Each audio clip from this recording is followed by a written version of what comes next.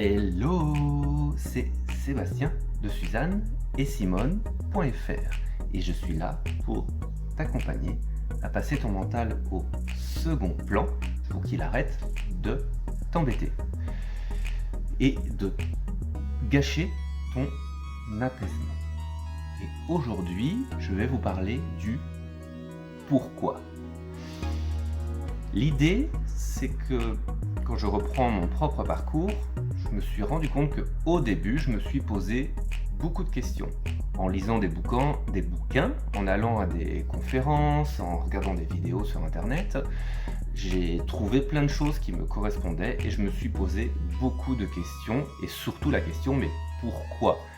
Quand je ressentais une tristesse, une mélancolie, une colère ou quoi, quel que soit le sentiment négatif, je cherchais la raison. Et une fois la raison identifiée, je me disais « Ah, c'est ça, je peux commencer un travail pour m'apaiser. » Alors sur certains sujets, ça a marché, mais sur d'autres, des fois j'ai cru trouver des réponses, mais sans être vraiment sûr.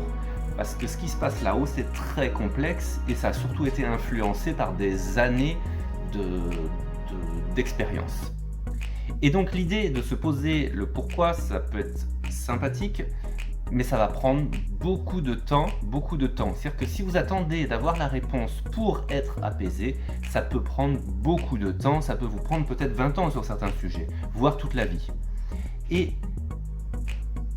en plus, vous participez à un jeu sans le savoir, c'est que le mental, il se dit « Ah, je cherche des réponses, Ah, puis il cherche la complexité en fait, parce que pendant que vous faites ça, pendant que vous faites ce travail intellectuel, vous ne vous apaisez pas. Donc l'ego, lui, il est content, parce que lui, il cherche, et il est toujours en vie. Alors qu'à partir du moment où vous allez vous apaiser, lui, sa vie va passer bien derrière en fait, et il ne le veut pas.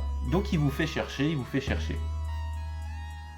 Et pour aller plus vite, alors peut-être pas sur tous les sujets, c'est vous qui savez en fait, vous pouvez,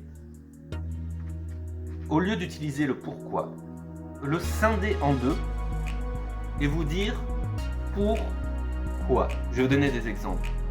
Plutôt que de se dire « Ah, mais là je suis triste, pourquoi, d'où ça vient, je vais aller chercher des réponses sans les trouver, mais pendant ce temps-là, donc vous allez toujours pas bien. » Alors que si vous vous arrêtez une minute et vous vous dites « Mais pourquoi je suis triste ?» En gros, à quoi ça sert que je sois triste maintenant? Et la réponse, si vous êtes un bienveillant avec vous-même, la réponse elle est souvent évidente, c'est que soit ça sert à rien, soit pire, ça vous fait du mal. Donc l'idée c'est de se dire, si c'est le cas, j'arrête. À quoi ça me sert? C'est ça le pourquoi. Pourquoi faire? Si ça me sert à rien, j'arrête. Et quand j'irai mieux, peut-être que je pourrais revenir sur le pourquoi et de me dire, aller essayer de trouver au fond de moi qu'est-ce qui s'est passé, quelle blessure s'est créée, et est-ce que je peux la guérir pour en finir avec ça. Ok, mais dans un speed du quotidien par exemple, c'est juste s'arrêter et de se dire, mais pourquoi? Est-ce que ça me fait du bien? Non, j'arrête. Et là, peut-être que l'ego va vous dire, oui mais je souffre quand même parce qu'avec ce qui se passe là c'est difficile de passer au-dessus, oui ok, voilà, donc l'ego il a repris son pouvoir et donc faut lui redire une deuxième fois, hé Coco, à quoi ça sert? Pourquoi tu me fais ça? À quoi ça sert? À rien, et en plus ça me fait du mal, donc on passe à autre chose.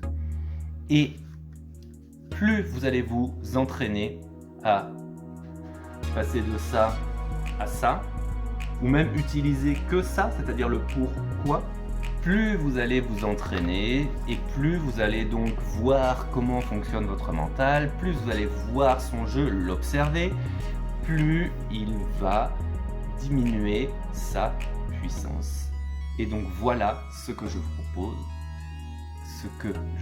propose, d'expérimenter de votre côté, et je vous souhaite, je vous envoie de l'énergie pour que de tout cœur vous tentiez et que vous réussissiez à faire ça. À bientôt.